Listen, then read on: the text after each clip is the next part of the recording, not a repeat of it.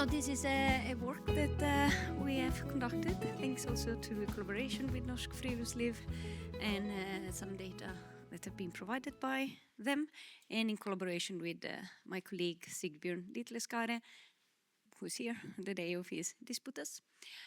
I would like to start with this image. These are data from different sources, but it's data about the participation in Friluftsliv in Norway versus Italy. I am from Italy, as you may understand, and as you can see, there is quite a big difference. And this is data for participation in outdoor activities outside the city, like in the mountains, in the forests. But we can find also similar proportions or disproportion also for other type of activities, like activities in neighborhood nature. And there are many reasons why this happens. And first of all, there are geographical reasons. In Norway, we know that we're very lucky to have very good access to nature, and this is not the case in other places. For example, some years ago, the EU published a report and showed that Scandinavian countries in general had scored very high or among the best when it comes to access to natural environments for recreations, as contrapar in Italy, when it was one of the countries with the poorest access. And this is associated with urbanization. There are larger cities in Italy with a higher population density as in Norway, but it's also to do with the structures of the cities. There are also cultural reasons why this happened. When I came to Norway the first time, something like 15 years ago, this image, like kids at kindergartens playing outside, it was Alta, it was -10, and yet kids played outside, and it was kind of a cultural shock for me, a positive one, because that would never happen in Italy. I mean, when I was a kid, my parents would occasionally take me out playing with the snow in winter, but this is not really the norm, and this would definitely not happen at school. So this is something to do with how people grew up in Norway. They're used to be outside. They're used to be in contact with nature, even when it's cold or wet, and they get used to be out in nature. There are also, of course, political reasons why this happened. There are laws and regulations in Norway that allow for all of this to happen. And here I reported some of the laws, but also what is interesting from my perspective, I work mainly in the health sciences, is also that Friluftsliv is explicitly mentioned, like in the folkehelsemelding and the public health documents. And this is something that supports the general participation in Friluftsliv or in outdoor recreations. Do you remember this? It's been some time. I don't know you. I think I kind of started removing it from my brain, but we all remember this. This was kind of a special period, something that really impacted everybody's life and everyday's habits. And it was an interesting moment for Norsk Friluftslivs, also for us to understand what happened when there are all these structural and political differences between countries. We know, for example, that in Italy, have you seen this picture before? This is a picture from Italy during the pandemic in Italy. It was forbidden to go out, independently on how big was the city or whether there were spaces for outdoor recreations available or not. It was forbidden. Like they say, no, nobody goes out, everybody has to stay in. And this became an iconic image to show how harsh and how strongly this was also enforced. A person was just relaxing in the beach, and the police arrived with 4 wheels. There was also an helicopter, something like he was some sort of mega criminal or a villain from Marvel, I don't know. So this kind of represents for us Italians like what happened, how it was managed, also from the perspective of the outdoor recreations, but in general, the general lifestyle and during that period. But what happened in Norway? Well, we know that during the pandemic in Norway, there weren't restrictions for people to go outside. Actually, people were encouraged to go outside and use nature as a place to spend time with people, with distance and etc. But it became a very interesting case for us to understand how different regulation and cultural situations can lead to different outcomes. Because, of course, in Italy, there was a reduction of outdoor recreation in that period. So we used data from Norsk Friluftslivs. This was a national survey which was conducted in 2021, and it collected information from over 1,000 people, and this was a representative sample of the Norwegian population for adults aged 16 or older. And they collect information about whether people perceived they were doing more or less Friluftsliv or outdoor recreations since the beginning of the pandemic. As a reference time was given March 2020, which was the enforcement of the first lockdown.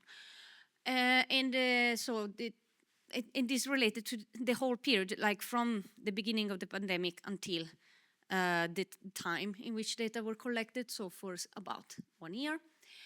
And there was also information about motivations for going out and factors that could either hinder or facilitate the activities, and also specific activities. And we analyzed this data using multivariate regression analysis and descriptive statistics. And also we published this data in an article, so if you're interested in reading more details about the study, please find our paper.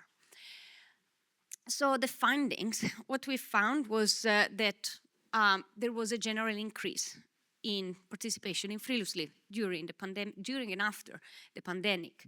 32% of respondents reported that they felt that they were doing more Friluftsliv, they were doing more outdoor recreations during and after the pandemic.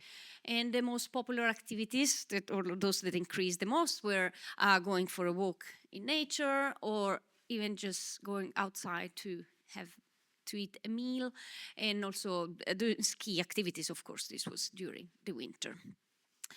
What was interesting is that through the regression analysis, we found that this increase, like the probability of reporting an increase in the activities, was associated with the extent of the lockdown. So people who were exposed to lockdown to a longer time, they were more likely to spend more time outdoors. And this kind of confirmed that this increase was associated with pandemics.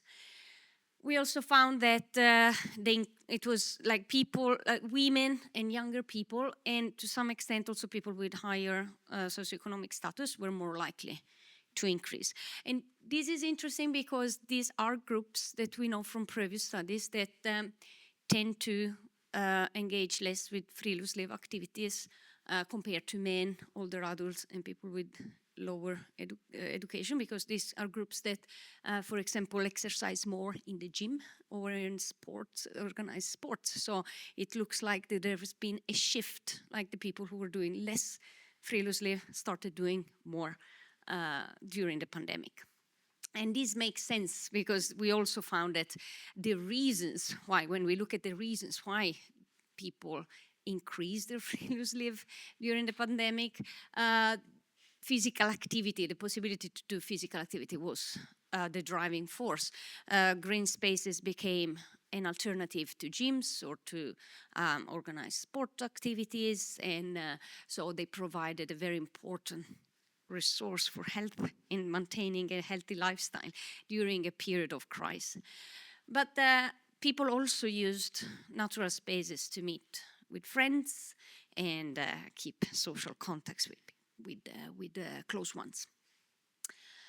However, it wasn't all peachy or all fantastic. There were some people, 11%, which is not little, who reported that they did less Friluftsliv during and after the pandemic. They reduced the participation. And these were mainly people with lower socioeconomic status, both economic and education, but also people who reported to have poorer access to natural environments. So there was some so-called social gradient in this distribution of change of habits during the pandemic. So in conclusion, what did we learn from these data? We know that contact with nature is good for health. I'm in particular interested in health aspects of contact with nature. During the pandemic, natural environments provided a space for people to keep physically active, which is good for us, but also very likely also provided some recovery from a stressful situation. We all know how stressful it was, and it was probably very important for people to have that moment of lower down the shoulders, and also allow people to keep in contact with friends and families, or maintain socialization. So it was a very important resource for maintaining the population healthy during a period in which the health risks was increased. And this was possible thanks to the social, cultural, and political atmosphere that exists in Norway. So the policies around Friluftsliv in Norway paid off compared to other countries where instead there is a different mindset and different political approach to the management of the natural spaces. Of course, there are different challenges. It's not just about rules, but in general for Norway, the fact that people could just go outside, and not just go outside, but had this access to these resources was very important.